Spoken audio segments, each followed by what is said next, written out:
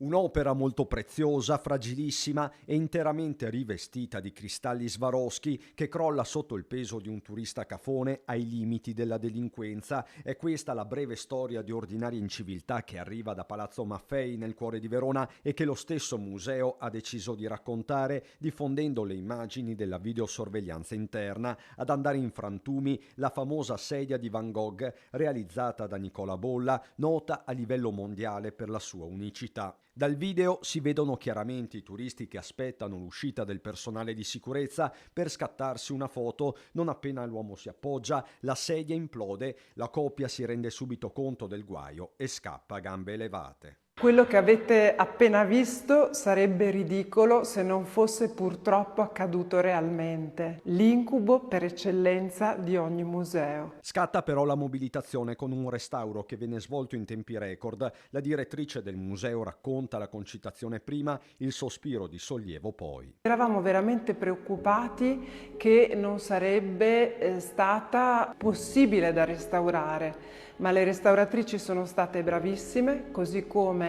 molto attente sono state le forze dell'ordine che hanno fatto un intervento immediato. Ora l'opera è nuovamente visibile, ma è chiaro che nulla è come prima. Invitiamo i visitatori ad avere cura dell'arte perché l'arte va ammirata e rispettata.